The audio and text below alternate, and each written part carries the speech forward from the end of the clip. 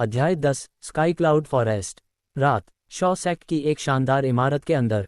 बड़े भाई, आपको मेरी मदद करनी होगी। नकुल सिर्फ एक निचला शाखा शिष्य है और उसने मेरी इज्जत मिट्टी में मिला दी। कुणाल ने अपने दांत पीसे और हत्यारे इरादे से कहा। वह एक शाखा शिष्य से लगातार 2 बार हार गया था। उसके पास घर से बाहर निकलने का चेहरा नहीं था। कचरा। कमरे के अंदर एक पतला, तेंदुए जैसा, छोटे बालों वाला युवक बैठा था। ये कुणाल का बड़ा भाई गिरीश शॉ था। बड़े भाई, मैं आपसे विनती कर रहा हूँ। आपको मेरी मदद करनी ही होगी। कुणाल डर और नफरत से भरा था। वह अपने भाई से डरता था। जब से वह पैदा हुआ था, गिरीश शॉ ने उसे धमकाया था। उसे बेकार महसूस होता था क्योंकि गिरीश शॉ हर चीज़ में उससे बेहतर था। गिरीश शॉ अब मार्शल पाथ की तीसरी रैंक के शिखर पर पहुंच चुका था और उसने पहले ही जहरीले सांप के 13 परिवर्तन को छठे परिवर्तन तक प्रशिक्षित कर लिया था, जिससे वह बाहरी सेक्ट के शिष्यों में शीर्ष 5 में स्थान प्राप्त कर चुका था।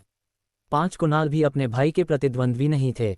अगले दिन की सुबह, नकुल सुबह जल्दी उठा और एंग्री ड्रैगन फिस्ट्स और एयर पुशिंग ब्रीदिंग टेक्निक का अभ्यास करना शुरू कर दिया। ये 2 मार्शल कला कौशल थे जिनमें नकुल मुख्य रूप से प्रशिक्षित होता था।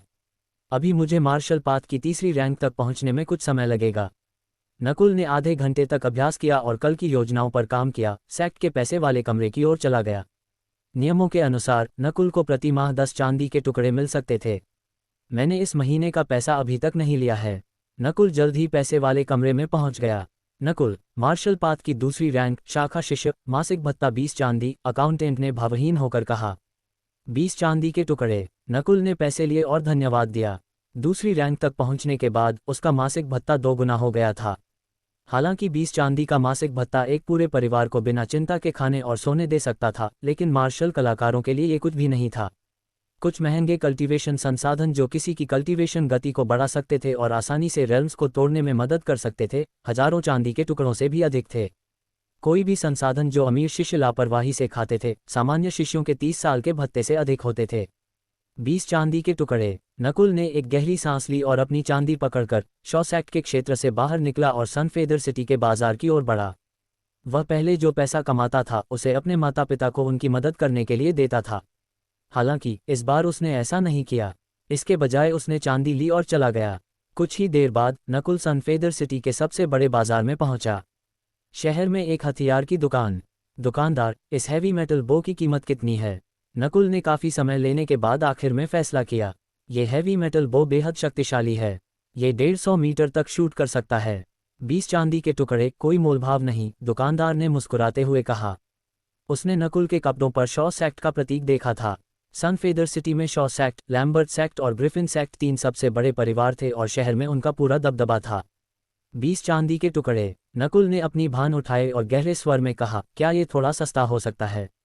दुकानदार हल्के से मुस्कुराया। ठीक है, मैं आपको सबसे कम कीमत दूंगा, 18 चांदी के टुकड़े। 15। मेरे पास पैसे कम हैं, लेकिन जब मुझे और मिलेंगे तो मैं 2 गुना पैसा दूंगा, नकुल ने ईमानदारी से कहा।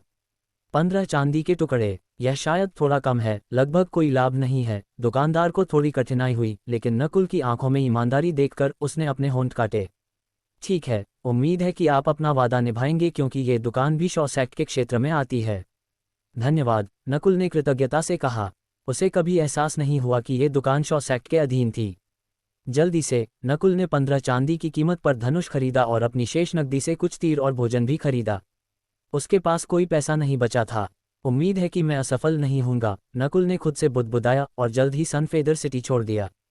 तेंग। जैसे ही वह सनफेदर सिटी से बाहर निकला, नकुल ने चलने के लिए लाइटली फ्लोटिंग फेरी का इस्तेमाल किया। उसकी गति अधिकांश सामान्य घोड़ों से भी तेज थी। 2 घंटे बाद नकुल अपने गंतव्य स्काई क्लाउड फॉरेस्ट पर पहुंच गया। Sky cloud forest clouds county का सबसे बड़ा जंगल था। इसका क्षेत्र 10 से अधिक अन्य देशों में फैला हुआ था। आसपास के देशों का सबसे बड़ा जंगल होने के कारण स्काई क्लाउड फॉरेस्ट में कई खतरनाक जंगली जानवर थे और इसके केंद्र के पास उच्च स्तरीय घातक जानवर थे। घातक जानवर जंगली जानवरों से कहीं अधिक मजबूत थे। वे आध्यात्मिक ऊर्जा से प्रभावित हुए थे और इसलिए धीरे धीरे शक्तिशाली जीव बन गए थे। कुछ मजबूत घातक जानवर आसानी से एक गांव को नष्ट कर सकते थे। केवल सच्चे मार्शल कलाकार ही उनसे लड़ सकते थे। नकुल जंगल में आया था, जाहिर तौर पर घातक जानवरों को खोजने की कोशिश करने के लिए नहीं, क्योंकि वह अभी भी जीना चाहता था। उसका लक्ष्य सरल था, पैसा कमाने के लिए शिकार करना। स्काई क्लाउड फॉरेस्ट के अंदर कुछ मजबूत जंगली जानवरों की महंगी फर और अन्य सामग्री होती थी। एक पूरी तरह से विकसित भालू 2 से 300 चांदी में बिक सकता था। हालांकि एक पूरी तरह से विकसित भालू की ताकत सामान्य दूसरी रैंकर्स से कहीं अधिक होती थी। केवल तीसरी रैंकर्स ही उससे जीत सकते थे। जाहिर है, नकुल का लक्ष्य भालू या बड़ा जंगली जानवर नहीं था। हालांकि बड़े जंगली जानवर बहुत पैसे के लायक होते हैं, लेकिन उनका द्रव्यमान बहुत बड़ा होता है। मैं बहुत सारे वापस नहीं ले जा सकता। नकुल ने पहले ही अपनी योजनाएं बना ली थीं। तेंग, उसका शरीर एक पंख की तरह था क्योंकि उसने खुद को आगे बढ़ाने के लिए शाखाओं का इस्तेमाल किया। जल्द ही नकुल 100 मीटर ऊंचे पेड़ के ऊपर उतरा। ये पेड़ अपने आसपास के पेड़ों से ऊंचा था, जिससे नकुल को एक उत्कृष्ट देखने का स्थान मिला। अगर उसने लाइटली फ्लोटिंग फेरी नहीं सीखी होती तो इतनी ऊंचाई पर होने से उसका दिल तेज धड़कता। जैसे ही वह पेड़ पर खड़ा था, नकुल ने अपने बाएं आंख का उपयोग अपने आसपास का सर्वेक्षण करने के लिए किया। उसकी बाईं आंख सुपरविजन मोड में चली गई। 10 किलोमीटर के भीतर कुछ भी उसे स्पष्ट रूप से दिखाई देता था। नकुल को पहले ये पुष्टि करनी थी कि क्या आसपास कोई खतरनाक जंगली या घातक जानवर थे।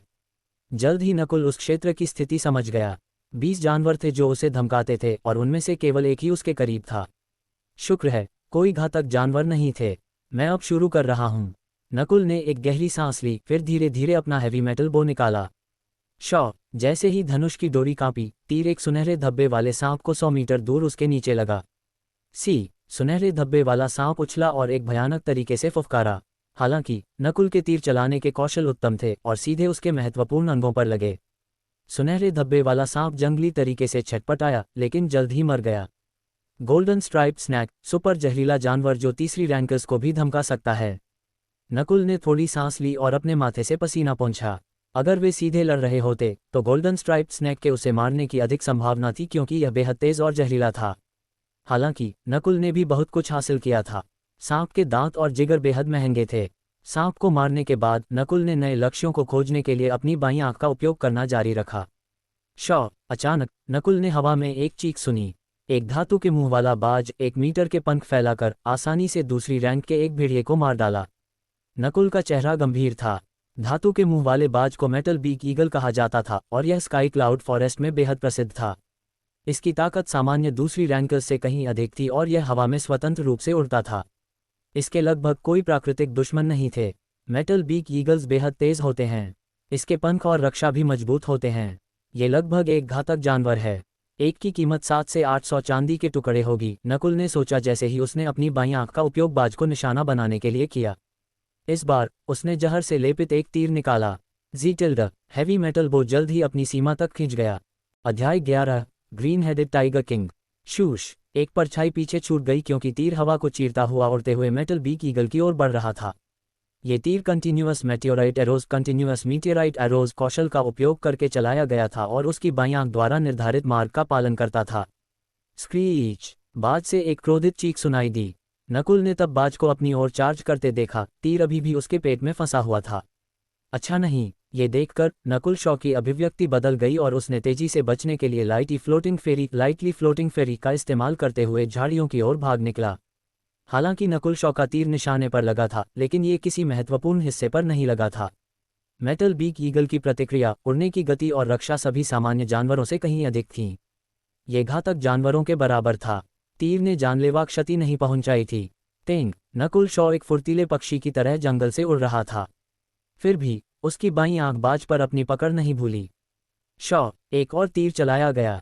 हालांकि ये तीर बाज के गले में लगा, लेकिन यह उसके पंखों को भेद नहीं पाया। गला आमतौर पर सामान्य जानवरों की कमजोरी होती है। इस तथ्य से कि यह भेद नहीं पाया, यह देखा जा सकता है कि इस बाज की रक्षा अविश्वसनीय है। नकुल ने थोड़ी देर के लिए रुक गया और फिर मेटल बीक ईगल को जमीन की ओर गिरते देखा। ऐसा इसलिए था क्योंकि नकुल ने जो तीर चलाए थे उनमें जहर था और इसने आखिरकार बाज को मार डाला था। नकुल ने एक गहरी सांस ली और खुशी से मुस्कुराया। इस मेटल बीक ईगल की कीमत 700 से 800 चांदी थी। गोल्डन स्ट्राइप स्नैक को मिलाकर नकुल की संपत्ति अब 1000 चांदी के टुकड़ों से अधिक हो गई थी। उसने अपने पूरे जीवन में इतनी दौलत कभी नहीं रखी थी। हालांकि मेरे पास जो चांदी है वह अभी भी मुझे कीमती संसाधन खरीदने के लिए पर्याप्त नहीं है। हालांकि नकुल उत्साहित था, वह जल्दी से शांत हो गया। अगले 3 दिनों तक नकुल स्काई क्लाउड फॉरेस्ट के अंदर घूमता रहा और शिकार करता रहा। हर बार जब नकुल अपने धनुष की डोरी खींचता तो जल्द ही दर्द की चीख सुनाई देती। 5 पॉइजन सेंटीपीड अत्यधिक जहरीला, शराब बनाने और शरीर को मजबूत करने के लिए इस्तेमाल किया जा सकता है। 200 चांदी के लायक। ग्रीन विंड बर्ड ताकत तीसरी रैंक के शिखर के आसपास है। 900 चांदी के लायक। ब्लैक स्पॉटेड वाइल्ड पिग ताकत तीसरी रैंक के करीब। 400 चांदी के लायक। जितने संभव हो उतने जानवरों को मारने के लिए नकुल ने लाइटी फ्लोटिंग फेरी और कंटिन्यूअस मेटियोराइट एरोज का उच्चतम संभव स्तर तक उपयोग किया। इन प्रयासों के माध्यम से लाइटी फ्लोटिंग फेरी को निम्न स्तर तक प्रशिक्षित किया गया था। उसकी गति शायद सभी सेक्ट्स के तीसरी रैंकर्स से अधिक थी और अब चौथी रैंकर्स के करीब थी। कंटिन्यूअस मेटियोराइट एरोज को आसानी से उच्च स्तर के शिखर तक प्रशिक्षित किया गया था। नकुल ये सोचने से खुद को नहीं रोक पाया कि वह एक जन्मजात धनुर्धर था। यदि उसे फिर से मेटल बीक ईगल का सामना करना पड़ता तो उसे मारने के लिए केवल एक हिट की आवश्यकता होती। पिछले 3 दिनों से उसने बहुत कुछ हासिल किया था। उसने 2 और मेटल बीक ईगल के साथ साथ 8 अन्य विभिन्न जानवरों को भी मार डाला था। मेरे पास अब जो जानवर हैं कुल मिलाकर 3 से 4 हज़ार चांदी के लायक हैं। नकुल के चेहरे पर संतुष्टि का भाव था क्योंकि उसने अपने 2 बड़े बैग व्यवस्थित किए। वापस जाते समय उसने अभी भी अपनी बाईं आंख का उपयोग शिकार खोजने के लिए किया। ऐसा इसलिए था क्योंकि उसकी दृष्टि पेड़ों से अवरुद्ध थी, इसलिए वह गारंटी नहीं दे सकता था कि कोई लक्ष्य नहीं थे जिन्हें वह अन्यथा चूक जाता। रोड स्काई क्लाउड फॉरेस्ट के उत्तरी हिस्से से एक शक्तिशाली दहाड़ आई। इस दहाड़ ने नकुल के कानों को दर्द से भर दिया। ये किस तरह का जानवर है? यह इतना शक्तिशाली है। नकुल ने तेजी से अपनी बाईं आंख का इस्तेमाल किया और देखा कि 7 किलोमीटर दूर एक 5 मीटर लंबा ग्रीन हेडेड टाइगर किंग था। ग्रीन हेडेड टाइगर किंग सामान्य बाघों से 1.5 गुना बड़ा था और एक विनाशकारी आभा छोड़ता था। उसकी दहाड़ ने 10 किलोमीटर के दायरे में सभी जानवरों को डर से कांपने पर मजबूर कर दिया। 5 या 6 युवक, जिनकी कल्टीवेशन मार्शल पाथ की दूसरी और तीसरी रैंक के बीच थी, डरकर भाग रहे थे। सब लोग अलग अलग दिशाओं में भागो। समूह का नेता एक युवक था जिसके चेहरे पर निशान थे। वह 15 या 16 साल का लग रहा था और तीसरी रैंक के शिखर पर पहुंच चुका था।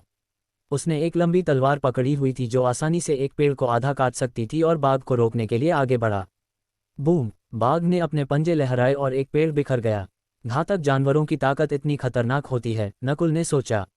एक बार जब एक जंगली जानवर एक घातक जानवर की रैंक में प्रवेश करता है तो केवल चौथी रैंक या उससे ऊपर के मार्शल कलाकार ही उनसे लड़ सकते थे।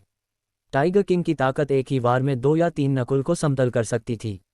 आलोक ग्रिफिन, सावधान रहो, कुछ युवाओं ने चिल्लाया। ग्रीन हेडेड टाइगर किंग सीधे उस कार्ड फेस वाले युवक की ओर बढ़ रहा था जिसकी ताकत सबसे ज्यादा थी। उनका उपनाम ग्रिफिन है। क्या वे ग्रिफिन परिवार के शिष्य हैं जो सनफेदर सिटी के शीर्ष 3 परिवारों में से एक है? नकुल ने जल्दी से उनके कपड़ों पर प्रतीक देखे जिससे उसकी अटकल की पुष्टि हुई। बूम! हर जगह जहां ग्रीन हेडेड टाइगर किंग गुजरता था जल्द ही विनाश होता था, जैसे कि कोई भी उसकी शक्ति का सामना नहीं कर सकता था। सामान्य मार्शल लनस शायद डर के मारे मर गए होते। नकुल ने महसूस किया कि यह आलोक ग्रिफिन बेहद मजबूत था। उसने चाकू फेंकने का कौशल और फुटवर्क कौशल सीखा था और वे दोनों उच्च रैंक की मार्शल कलाएं थीं। इस आलोक ग्रिफिन का चाकू आसानी से पेड़ों को चीर सकता है। उसकी ताकत शायद सामान्य तीसरी रैंक के कल्टीवेटर्स की 2 गुनी है। वह शायद योगेश से भी ज्यादा मजबूत है। जल्दी आलोक ग्रिफिन को बचाओ। ग्रिफिन परिवार के 2 अन्य शिष्यों ने अपने धनुष निकाले और ग्रीन हेडेड टाइगर पर हमला किया। हालांकि उनके सभी हमलों ने केवल उसे रोका और बाघ का ध्यान भटकाया। बाघ की रक्षा मेटल बीक ईगल की तुलना में 2 या 3 गुना मजबूत थी, इसलिए चौथी रैंक से नीचे के कल्टीवेटर्स के सभी हमलों को केवल गुदगुदी जैसा महसूस हुआ। अगर मैं इस ग्रीन हेडेड टाइगर किंग को मार सकता हूं तो इसकी कीमत शायद 20 से 30 हज़ार चांदी के आसपास होगी, जो लगभग 40 जानवरों की कीमत है। नकुल ने एक खतरनाक योजना सोची। Teng Teng! उसने तुरंत लाइटी फ्लोटिंग फेरी का इस्तेमाल किया और लड़ाई की जगह के करीब पहुंच गया। जब नकुल पहुंचा तो ग्रिफिन परिवार के 6 शिष्य भारी दबाव में थे। Cracking wind sword!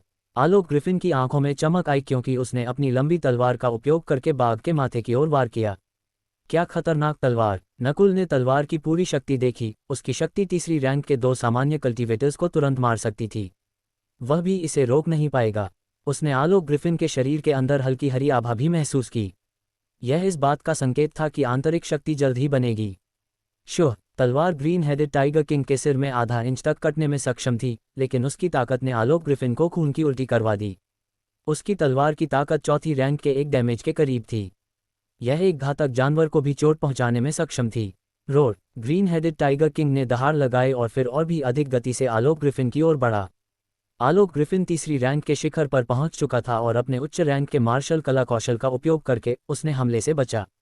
हालांकि उसके तलवार के हमले ने भी बहुत ऊर्जा का उपभोग किया, लगभग बाघ के पलटवार का शिकार हो गया।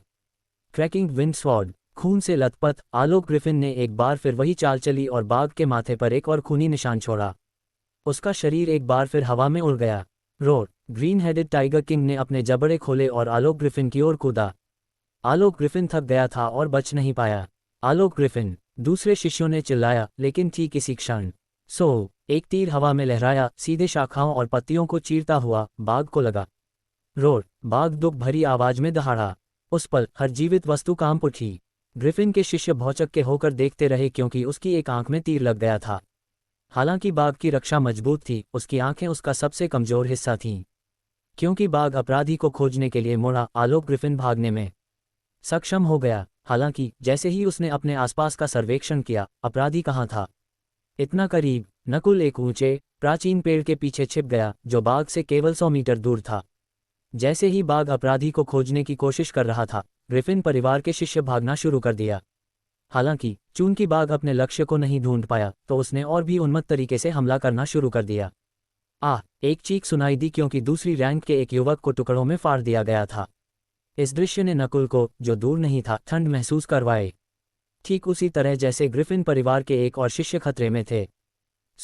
एक और तीर हवा में उड़ता हुआ आया, बाघ की दूसरी आंख की ओर छेदने लगा। रोर। बाघ दहाड़ा और फिर अपनी आंखें बंद कर लीं, तीर मुश्किल से उसकी पलकों को खरोंच पाया। नकुल ने सिर हिलाते हुए आह भरी। ऐसा नहीं था कि उसके तीरंदाजी कौशल पर्याप्त नहीं थे, ऐसा इसलिए था क्योंकि बाघ सतर्क था, जिससे वही चाल फिर से सफल होना मुश्किल था। Cracking wind sword. कम समय के अंतराल का उपयोग करते हुए आलोक ग्रिफिन ने तेजी से एक और तलवार हमला किया और पहले की तरह उसी जगह पर वार किया। अच्छा मौका। नकुल की आंखें चमक उठी क्योंकि उसने और तीर निकाले और उन्हें चलाया। हर बार जब वह एक तीर चलाता तो वह बाघ के माथे पर लगी चोट पर लगता। आखिरकार बाघ की हमले की दर धीमी हो गई। सबसे पहले यह इसलिए था क्योंकि वह गंभीर रूप से घायल था। दूसरे, तीरों पर जहर था। तेजी से कमजोर होते हुए बाघ मुड़ा और स्काई क्लाउड फॉरेस्ट के गहरे हिस्सों की ओर भागा। पीछा करो। ग्रिफिन शिष्यों ने अपने दांत पीसे और अपने साथियों का बदला लेने के लिए बाघ को मारने की कसम खाए। हालांकि बाघ गंभीर रूप से घायल था, उसकी गति ऐसी नहीं थी जिसे दूसरी और तीसरी रैंक के कल्टीवेटर्स पकड़ सकें। केवल आलोक ग्रिफिन मुश्किल से पकड़ पाया, लेकिन क्योंकि वह थक गया था उसके पास ज्यादा अतिरिक्त ऊर्जा नहीं थी। हा, क्या अच्छा मौका है, तुम कहाँ भागोगे? नकुल हंसा क्योंकि उसने बाघ को आसानी से पकड़ने के लिए लाइटी फ्लोटिंग फेरी का इस्तेमाल किया। उसकी आंखों में बाघ 20 से 30 हजार चांदी की एक बड़ी संपत्ति का प्रतिनिधित्व करता था। अध्याय 12। पैसों का बंटवारा। देखो, वह व्यक्ति शॉ परिवार के शिष्यों में से एक लगता है। दूसरे ग्रिफिन शिष्यों ने नकुल को देखा, जो बाघ का पीछा कर रहा था। आलोक ग्रिफिन ने नकुल की पीठ पर नजर डाली और बुदबुदाया, फुटवर्क का क्या उच्च स्तर है। जब मैं पूरी शक्ति से चलता हूं तो उसकी गति मेरी गति से कम नहीं है। उसके तीरंदाजी कौशल भी खराब नहीं है। वह सिर्फ एक ऐसा आदमी है जो तीर चलाता है। वह हमें पकड़ने न दे वरना। एक और युवक, जो तीसरी रैंक पर था, ने ठंडे लहजे में कहा। इस युवक की ताकत आलोक ग्रिफिन से कम थी। उसकी बातों से बाकी लोगों ने तुरंत सहमति जताई, तुम सही हो।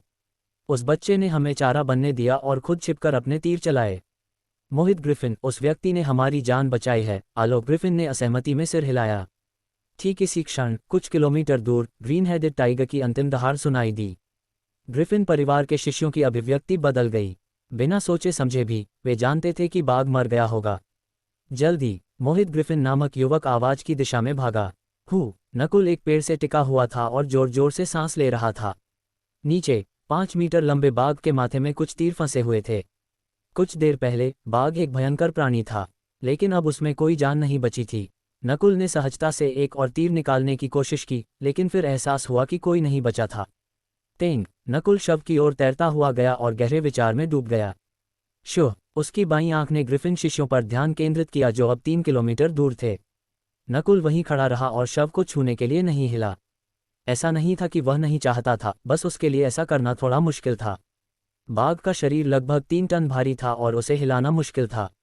साथ ही बाघ की खाल इतनी सख्त थी कि उसे काटना मुश्किल था। जल्द ही 5 ग्रिफिन शिष्य आ गए। बच्चे, जल्दी हटो, ये हमारा है। मोहित ग्रिफिन, जो सबसे आगे था, ने घमंड से चिल्लाया। वह पहले नकुल की ताकत से सावधान था, लेकिन जब उसने देखा कि नकुल केवल दूसरी रैंक का था, तो उसने नकुल को अपनी आंखों में नहीं रखा। हालांकि उन्होंने एक व्यक्ति खो दिया था और आलोक ग्रिफिन थक गया था, उनके पास अभी भी दूसरी रैंक के 2 लोग और तीसरी रैंक के 2 और थे। नकुल वहीं खड़ा रहा और मोहित ग्रिफिन को उपहास भरी नजरों से देखा। वह केवल आलोक ग्रिफिन से सावधान था। मोहित ग्रिफिन, उसने हमारी जान बचाई है। हम चर्चा कर सकते हैं कि बाघ को कैसे बांटा जाए, आलोक ग्रिफिन धीरे धीरे आते हुए बोला। नकुल ने उसे सहमति में देखा। ठीक वैसा ही जैसा मैंने सोचा था। बाघ का शव इतना बड़ा है और मेरे पास इसे काटने के लिए कोई उपकरण नहीं है, न ही इसे ले जाने की ताकत। आलोक ग्रिफिन ने इस बाघ को मारने में बहुत शक्ति लगाई थी। उन्होंने एक व्यक्ति भी खो दिया था। हालांकि मोहित ग्रिफिन कुछ हद तक अनिच्छुक था, फिर भी उसने सहमति जताई। जल्द ही उन्होंने बाघ को कैसे बांटा जाए इस पर चर्चा करना शुरू कर दिया। 2-8 ग्रिफिन परिवार 8 लेगा, मोहित ग्रिफिन ने एक ठोस लहजे में कहा। हम्फ, इस बच्चे के लिए 20% पहले ही बहुत ज्यादा है। ग्रिफिन परिवार के बाकी सभी के चेहरों पर तिरस्कार का भाव था। 2-8 हा, नकुल तुरंत हंसा। बच्चे, तुम किस बारे में हंस रहे हो? मैं सुनना चाहता हूं कि तुम कितना लेना चाहते हो। 2-8 मुझे 8 मिलेगा, तुम्हें 2, नकुल ने जवाब दिया। पहले वह 50-50 बांटना चाहता था, लेकिन उसने सोचा नहीं था कि ग्रिफिन परिवार का ऐसा रवैया होगा। घमंड मत करो, मैं देखूंगा तुम कितने मजबूत हो। मोहित ग्रिफिन हंसा और अपनी तलवार निकाली। रुक जाओ, आलोक ग्रिफिन ने उसे रोकने की कोशिश की, लेकिन बहुत देर हो चुकी थी। Illusion wind after image. Alok Griffin एक हवा की तरह नकुल की ओर घूमता हुआ गया। यह उच्च रैंक की मार्शल आर्ट है, ब्रोकन विंड स्वॉर्ड। वह बच्चा अब मर चुका है। मोहित ग्रिफिन ने पहले ही ब्रोकन विंड स्वॉर्ड के पहले 6 चालों को निम्न स्तर तक प्रशिक्षित कर लिया था। ग्रिफिन शिष्यों के चेहरे पर सहानुभूति के भाव थे। छोटी मोटी चालें। नकुल पीछे नहीं हटा बल्कि आगे बढ़ा। क्या गति! आलोक ग्रिफिन सहित सभी ने नकुल को सिर्फ एक धुंधलेपन में बदलते देखा। अच्छा नहीं, मोहित ग्रिफिन का इल्यूजन विंड आफ्टर इमेज चूक गया और नकुल अविश्वसनीय गति से उसके करीब आ रहा था। Angry wind after image, Mohit griffin ने चिल्लाया क्योंकि उसने एक और हमला किया। Angry dragon breaking the sky. Nakul ने अपनी पूरी ताकत अपनी मुट्ठियों में लगा दी। जिस क्षण उसने एंग्री ड्रैगन फिस्ट्स और एयर पुशिंग ब्रीदिंग टेक्निक को एक साथ मिलाया, उसकी शक्ति दोगुनी से भी अधिक हो गई। क्या ताकत है! मोहित ग्रिफिन को ऐसा महसूस हुआ जैसे कोई ज्वालामुखी फट रहा हो। नकुल की ताकत तीसरी रैंकर्स की ताकत से लगभग अधिक हो गई थी। एक तेज धमाका सुनाई दिया जब मोहित ग्रिफिन और नकुल आपस में टकराए। वाह! मोहित ग्रिफिन ने खून थूका क्योंकि उसे पहले मुक्के से चोट लगी थी। दूसरा मुक्का, बैंग, उसकी चांदी की तलवार उड़ गई। तीसरा मुक्का, बूम, उसका पूरा शरीर बाहर उड़ गया और एक पेड़ पर उसकी छाप छोड़ गया। क्या ताकत! इतना मजबूत! दूसरे ग्रिफिन शिष्य वहीं खड़े होकर भौचक्के रह गए। उन्होंने कभी नहीं सोचा था कि तीसरी रैंक के शिखर की शक्ति वाला कोई व्यक्ति दूसरी रैंक के शॉसेक्ट के शिष्य से एक ही चाल में हार जाएगा। मजबूत! आलोक ग्रिफिन, जो पास ही था, ने पूछा, क्या मैं आपका नाम जान सकता हूँ?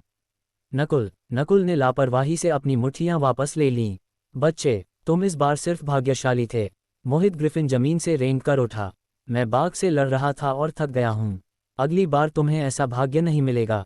भाग्य! नकुल ने हल्की मुस्कान दी। हालांकि मोहित ग्रिफिन घायल था, नकुल का मानना था कि वह उसे अपनी चरम सीमा पर भी हरा सकता है। वह जिससे सावधान था वह केवल आलोक ग्रिफिन था। आलोक ग्रिफिन की ताकत लगभग चौथी रैंक तक पहुंच चुकी थी। जब उसने अपनी पूरी ताकत का इस्तेमाल किया तो वह ग्रीन हेडेड टाइगर किंग को भी नुकसान पहुंचा सकता था। तीसरी रैंकर्स की तो बात ही क्या है। मोहित ग्रिफिन, तुम उसके प्रतिद्वंद्वी नहीं हो। क्या तुम्हें नहीं लगता कि तुम पहले ही काफी इज्जत खो चुके हो? आलोक ग्रिफिन धीरे धीरे नकुल की ओर मुड़ा। अचानक उसके शरीर से एक भयानक लड़ने की इच्छा निकली। नकुल का दिल उछल गया। क्या आलोक ग्रिफिन पहले ही ठीक हो गया है? बेशक, अगर आलोक ग्रिफिन के पास अपनी 60% ताकत नहीं होती तो नकुल उससे नहीं डरता। ऐसी स्थिति में होने के बाद ये स्पष्ट था कि आलोक ग्रिफिन अभी तक पूरी तरह से ठीक नहीं हुआ था। तुम्हारा मुक्केबाजी कौशल लगभग शिखर स्तर तक पहुंच गया है और तुम्हारा फुटवर्क अविश्वसनीय है। अगली बार मैं तुम्हारे साथ अभ्यास करना चाहूंगा। आलोक ग्रिफिन ने नकुल की आंखों में देखा, उसके शब्द प्रशंसा से भरे थे। जरूर, हम अगली बार अभ्यास करेंगे। हालांकि नकुल उससे सावधान था, इसका मतलब यह नहीं था कि वह डरा हुआ था। आलोक ग्रिफिन की ताकत कम से कम योगेश के बराबर थी, जो बाहरी शिष्यों में तीसरे स्थान पर था। अगर नकुल योगेश को हरा सकता था तो उसके पास आलोक ग्रिफिन से लड़ने की क्षमता होगी। जल्द ही उन्होंने अपने पुरस्कारों को कैसे बांटा जाए इस पर चर्चा समाप्त की। 6-4, मुझे 6, तुम लोगों को 4, नकुल ने कहा। ठीक है, आलोक ग्रिफिन ने जवाब दिया क्योंकि दूसरे ग्रिफिन शिष्यों में जवाब देने की हिम्मत नहीं थी। वे नकुल की ताकत से सावधान थे। नकुल ने खुद को सिर हिलाया। 40% देना एक तीर से 2 निशाने लगाने जैसा था। सबसे पहले उसके पास शव को काटने या स्थानांतरित करने के लिए कोई उपकरण नहीं था, इसलिए उसने दूसरों को काम करने दिया। दूसरा, वह पर्याप्त ताकत हासिल करने से पहले इतने सारे दुश्मन नहीं बनाना चाहता था। कल्पना कीजिए कि अगर उसने ये सब खुद ही ले लिया होता, क्या इससे दूसरों की आंखें लाल नहीं हो जातीं? 1 घंटे बाद बाघ का विच्छेदन किया गया। नकुल ने सबसे महंगे हिस्से लिए और सारा मांस ग्रिफिन शिष्यों को दे दिया। 60% लेने की पुष्टि करने के बाद वह जल्दी से चला गया। शॉ सेक्ट में एक नया प्रतिभाशाली व्यक्ति लगता है। नीरज शॉ भी उतनी ही कल्टीवेशन स्तर पर उससे उतना मजबूत नहीं था, आलोक ग्रिफिन ने कहा, क्योंकि उसकी आंखें नकुल का पीछा कर रही थीं। नीरज शॉ, मोहित ग्रिफिन के चेहरे पर औ का भाव था। वह सन फेदर सिटी के 4 महान प्रतिभाशाली लोगों में से एक है। वह 2 साल पहले चौथी रैंक पर पहुंच गया था और एक सच्चा मार्शल कलाकार बन गया था। इस बच्चे की तुलना उससे कैसे की जा सकती है? 4 महान प्रतिभाशाली सन फेदर सिटी के शीर्ष युवा थे। उनमें से कोई भी सच्चा मार्शल कलाकार था और वे अन्य मार्शल कलाकारों से कहीं अधिक मजबूत थे। नीरज शॉ की तो बात ही मत करो, यहाँ तक कि भाई आलोक भी उस बच्चे को एक ही वार में मार सकते थे।